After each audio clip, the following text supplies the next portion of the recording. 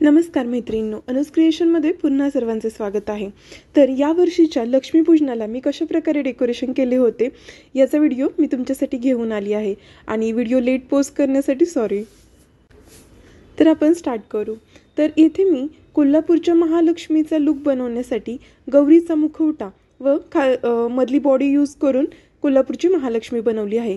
तर ही कशा प्रकारे साडी ड्रेपिंग करायचं याचा मी एक शॉर्ट व्हिडिओ माझ्या चॅनलवरती अपलोड केलेला आहे, तर तिथे जाऊन तुम्ही तो पाहू शकता। तर इथे मी घरातल्या टिपॉयवरती महालक्ष्मी ठेवलेली आहे। तुम्ही कोणताही टेबल वगैरे असेल त्याच्यावरती ठेवू शकता।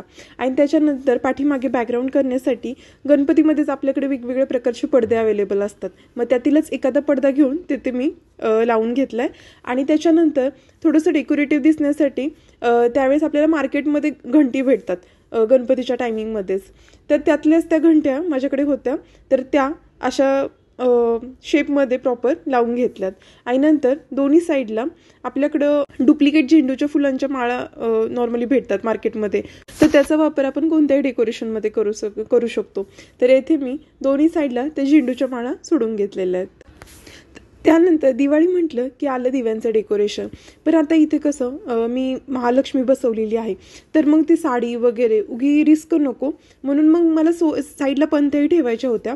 पण तुम्ही मंडईमध्ये पाहिलं तर आता नवीन पाण्याच्या पंत्या भेटतात, म्हणजे त्याच्यावरती लाईटसारखा बल्ब असतो, पण त्याला काही बॅटरी वगैरे टाकायला लागत नाही, वरती जस्ट फक्त पाणी ओतलं की ते बल्ब चालू होतात।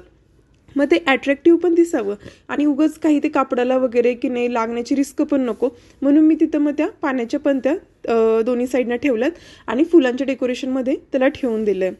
त्याच्यानंतर आता आपल्याला लक्ष्मीपूजनाच्या मांडणीसाठी लागेल एक चौरंग, 2 पाट, आणि ते चौरंग पाटावरती एक वस्त्र हांतरून घ्यायचंय। त्याच्यानंतर तुमच्याकडे जर लक्ष्मीची मूर्ती असेल तर ती तुम्ही मध्यभागी ठेवू शकता। आणि त्याच्यानंतर त्याच्या पुढे 5 धान्य, नंतरनं विडा, नंतरनं एक कलश, हे सर्व ठेवून घ्यावं लागेल। वस्तूंची मांडणी करून पुढे छानशी रांगोळी आणि त्याच्यामध्ये पंत्या आणि जेवढे डेकोरेशन तुम्हाला करता येईल देव्यांचं वगैरे ते तुम्ही सगळं करू। आणि त्याच्यानंतर एका साईडला या दिवशी लक्ष्मी म्हणून केरसुणीचं पूजन केलं जातं, तर तुम्ही एका साईडला केरसुणी ठेवून द्या आणि त्याच्यानंतर एका साईडला तुमची जी ज्वेलरी असेल किंवा तुमचं काही पैसे वगैरे ज्या गोष्टींचं तुम्हाला लक्ष्मीपूजनाला पूजन करायचं आहे त्या गोष्टी एका साईडला ठेवून दिल्यात। त्याच्यानंतर फराळ एका प्लेटमध्ये मांडण्यापेक्षा जर सेपरेट प्लेटमध्ये मांडलं तर ते अजून छान वाटून जातंय।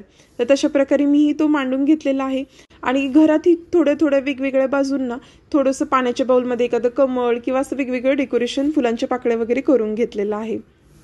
यानंतर इथे मी जे समईचं डेकोरेशन केलेलं आहे, तर ती समईला म्हणजे ड्रेपिंग कसं करायचं, त्याला ज्वेलरी वगैरे घालून समई कशा प्रकारे सजवायची याचाही एक व्हिडिओ माझ्या चॅनलवरती अवेलेबल आहे, तर त्याच्यातून जाऊन तुम्ही पाहू शकता। आणि ते समईचं डेकोरेशन केल्यानंतर म्हणजे अतिशय छान आणि बाकीच्यांपेक्षा काहीतरी वेगळं आपल्याकडे डेकोरेशन होऊ शकतं, तर तेही तुम्ही नक्की नेक्स्ट टाइम करून पहा। तर अशा प्रकारे लक्ष्मीपूजनाचं छान डेकोरेशन करून आम्ही छान प्रकारे दिवाळी साजरी केली यावर्षीची। होप सो की तुम्हालाही सर्वांना दिवाळी छान गेली असेल। तर माझा व्हिडिओ हा संपूर्ण पाहिल्याबद्दल धन्यवाद।